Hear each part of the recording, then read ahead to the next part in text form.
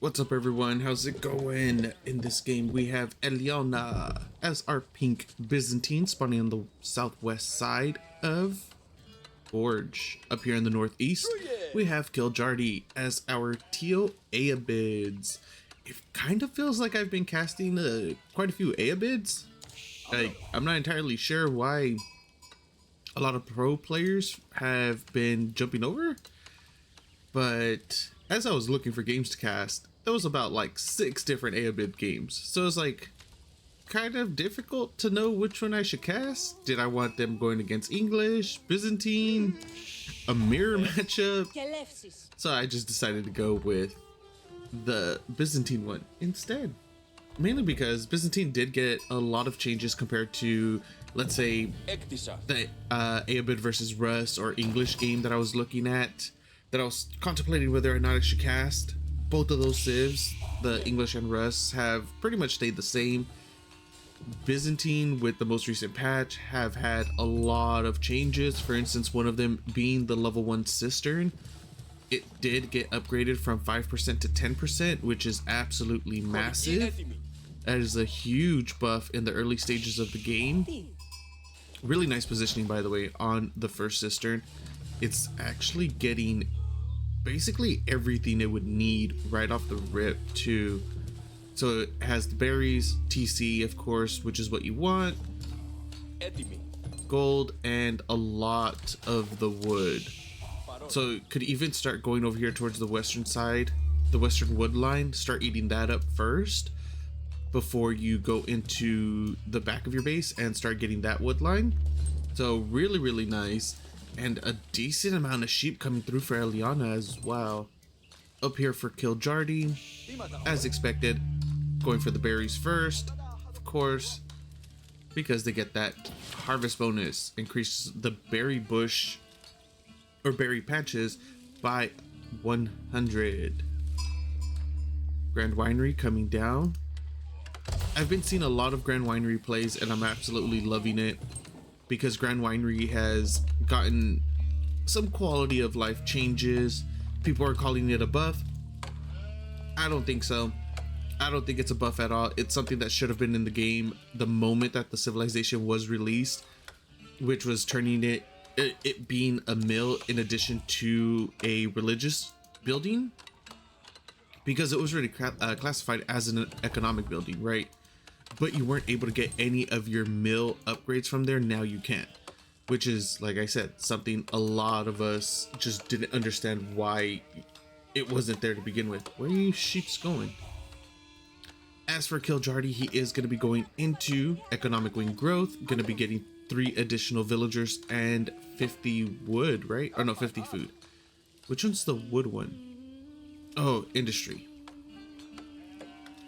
Economic wing industry, 300 wood. That's one that I actually haven't seen at all. I've seen I think the only 2 I haven't seen so far is trade wing advisors and industry. The industry one is, I think it'd be fine if you were gonna go for some sort of feudal timing, because then you could just age up, or even going straight into a 2TC play off of that. But I would actually consider it more, even though it's classified economic wing, I would use it more to drop like double stables or something and just start harassment. Second cistern coming up for Elyona. Decent positioning on this one as well. It will be getting the stone and the rest of the wood. Instead of opting for the western wood line, we'll be getting the one on the south. That's a lot of villagers on wood. We'll be going for the 2TC play, unless it's gonna be for some heavy feudal timing. Well, and it looks like it might actually be dropping down the stables, gonna try to start some harass. And Elyona is starting to split up the villagers now from wood over to food and potentially other resources as well. No mercenary house quite yet. Not enough villagers on berries to actually justify a mercenary house yet either. I would really like to see about 8 to 12. Yeah, 8 to 12 villagers on berries to make that mercenary house switch. Kiljardi sending out a single archer as of right now. Horsemen already being produced as well for Elyona. 2 archers and 2 more in queue for Kiljardi. This is going to get shut down instantly. This is absolutely perfect for Elyona. Mercenary house looks like it's coming up. Yes, it is. And we'll just have to wait and see. Kiljardi's gonna try to go for an offensive keep to, like I said, with that horseman coming out, perfect timing. We'll be able to just shut this down instantly. Does do bonus damage onto archers or ranged units. So one will go down. It looks like the second one will be going down as well, since it's getting rally point. It's getting rallied over to, oh, is it gonna be able to kill the sheep? No, it doesn't get the sheep. And now there's 2 horsemen on the field for Elyona, 2 archers, and we are getting a desert raider coming up fairly soon for Kiljardi as well. That desert raider is going to change the dynamic of this, because remember, it does have +5 melee armor and it does +13 damage to cavalry units. So it's a beast. It is an absolute beast of a unit in these early stages of the game when it comes to having to defend against these cav units. So it does 26 damage. 26 damage to cav units. Not entirely sure why it is chasing the scout though. There's absolutely no reason for that whatsoever. Kiljardi, a little bit of a misplay there, and we'll be losing at least one of these archers. The second one might make it out. No, Elyona is going to be diving on that as well. Still, the desert raider is chasing the scout. No reason for that at all. Second TC, no second TC coming up for Elyona nor for our Ayyubids player. I would have liked to see a second TC coming out of Elyona, but instead opts to just stick to the 1 TC. 1 horseman, 2 horsemen are dangerously low. Will not be able to go back in anytime soon. Elyona sitting on 5 horsemen, 5 longbows. So that means did go for the Western contract. 2 Lamentinai with 2 more in queue. Not sure if I like the Western contract in this position, but Keshik wouldn't really be that good against like the Basset or the Ayyubids, considering they do have camos, which reduce the amount of damage they do by 20%. Is the Desert Raider going to be able to make it? No. So maybe going for, and then the Silk Road contract is just atrocious. So yeah, Western contract is going to be your best bet. And Expelatoris has already finished as well. As you could see, the 20 gold did pop up for that villager kill, and the amount of harass Elyona is doing is pretty solid right now. Currently sitting on 2 villager kills to the 0 of Kiljardi. Kiljardi is still ahead in villager count though, because he did go for economic wing growth, which did give him 3 villagers for free, as well as 50 additional food. And now the longbows are going to be moving forward, and they are going to potentially be picking off another one. Yes, right before it's able to get inside the town center, and picking off one that was trying to head over to the gold. 4 villager kills now. Elyona putting himself in an extremely good position. Castle Age does come through. Military wing, or excuse me, culture wing advancement, sitting on 2 barracks, 3 barracks, and an archery range. Can start spamming out those golems. 5 instantly in queue, but is almost out of gold, sitting on 99, and that's it. Does need to start rushing towards another gold vein up here to the northern side. 5 villagers, or 6 villagers, one of you will die. They need to spam up this outpost though. 1 villager on the outpost is not going to be enough, especially since Elyona is going to start rotating up towards the northern side. It will be scouted out, and oh no. Okay, Elyona decides to not go all the way to the north. That would have been absolutely amazing for him. Just throw all 6 of those villagers onto it, Kiljardi. You need that up. Like, even though they're not going that way quite yet, it still needs to be done.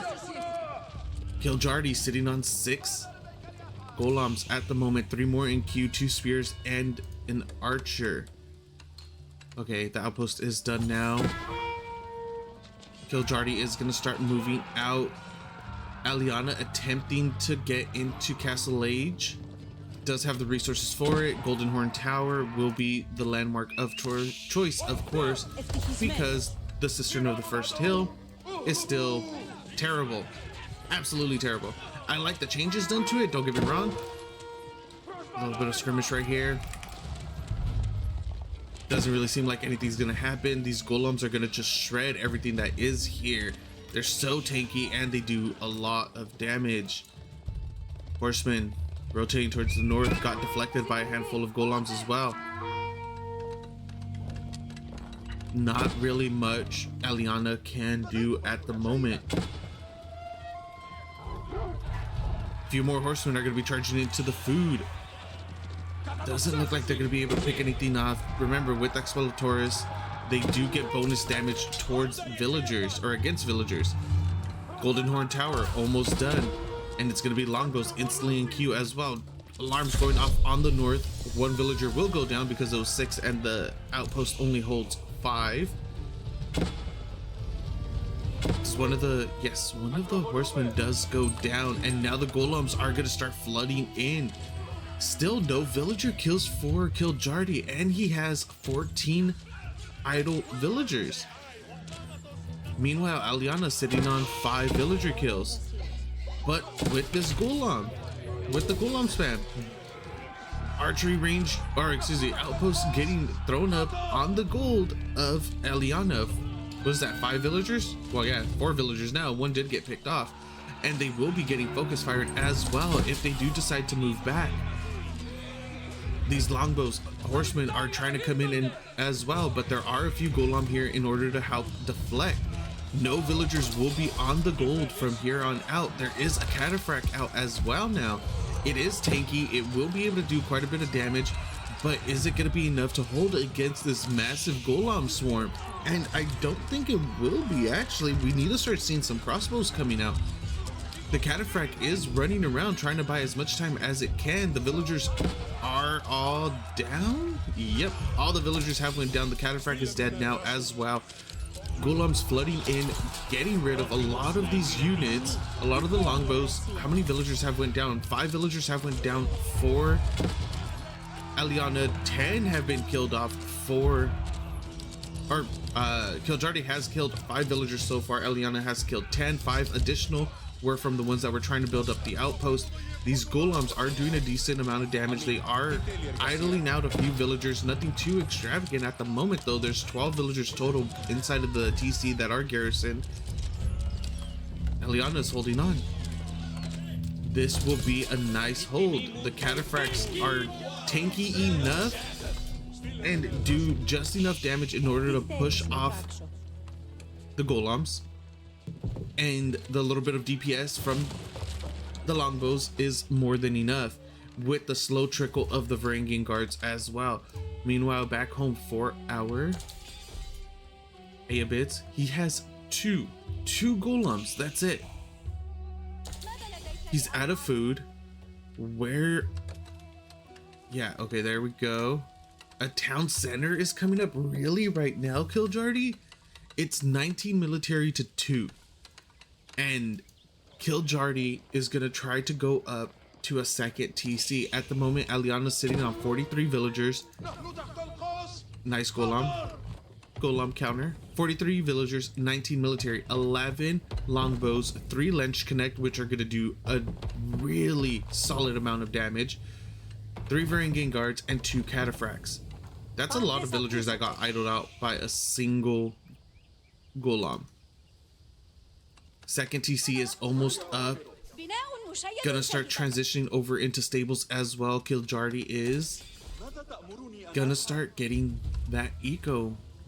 So I like the idea. It's just, it's a little worrisome because he doesn't have the military in order to actually defend. He doesn't have any type of food transition. Like, he doesn't really have anything. Kiljardi's put himself in a pretty terrible position by going into that second TC. Where's all his food? He doesn't have any. He has a couple deer. Let's see how many. He has 3 deer carcasses left. Can I? Oh, 4. Can I actually highlight? Okay, so he can transition, or not transition, but he can send a few villagers over to, or back to his TC to start grabbing some of those deer. I don't know where all of them are though. That's the major issue. That's 100. That, let's say 200. Where are the other deer? Are they all just stacked on? Yeah, there's 2 of them that are stacked up right next to each other. So let's say there's about 500 food. That's not enough, and he's idling both of his TCs right now because he just does not have enough food whatsoever. And he's gonna have to try to double produce villagers as well. The farm transition is extremely delayed. Yeah, I'm not too sure what Kiljardi was thinking going into that double TC play.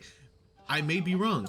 You know, Elyona hasn't really pushed in, so the attack is pretty delayed, but at the same time it's 35 military for Elyona to the 12 of Kiljardi.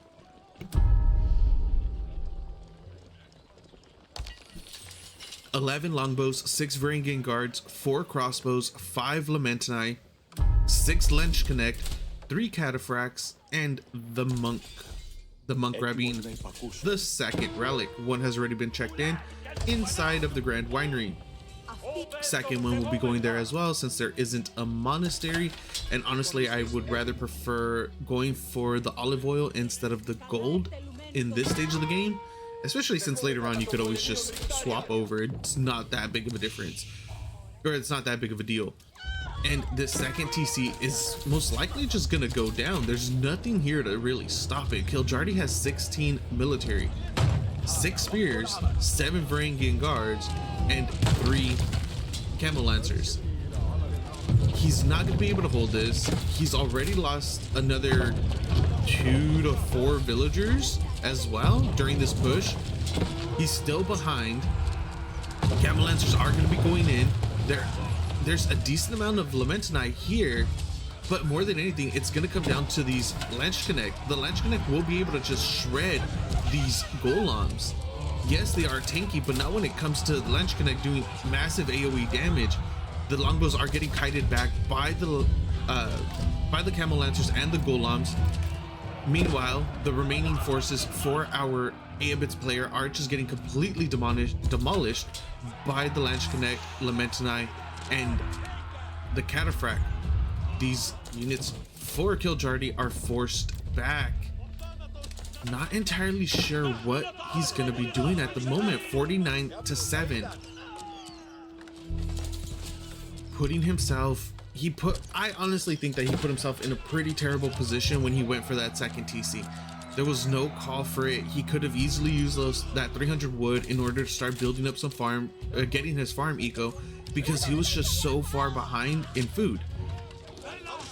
He needed to get that farm eco up and running, but instead he went for the second TC. Lenchknecht fighting a bunch of golems still. Yes, they lose, but they just did a massive damage. They were just taking chunks out of their HP every swing. Dervish out on the field, gonna be grabbing a relic, not like it really matters too much. So many villagers are going down for Kiljardi. 6 villager kills for him, 16, 17 for Elyona. Wololo going off, won't be able to pick anything. Almost grabbed the Varangian guard right there by pure accident, but good reaction by Elyona, does pull it back, and nothing ends up going down anyways. Cataphract will be picking off a few villagers right here as well at the deer. I was gonna say dairy. At the dairy bushes, at the deer patch, the herd of deer. Even then, Elyona doesn't really have that good of a farm transition either, but he is out and about from what I could tell. No, okay. So there's the deer. 15 on deer, 8 on berries. Yeah, this game is as good as done. Just basically waiting for Kiljardi to tap out at this moment. He could just be registering the game loss. Okay, what could I have done better? What could I have changed? How did I end up losing this? These villagers basically have went unscouted for a vast majority of the game. That could have been another massive weak spot for Elyona to hit. Yeah, it was looking pretty solid for Kiljardi when he got that good chunk of golems out. It was going really well. He had no follow-up though whatsoever.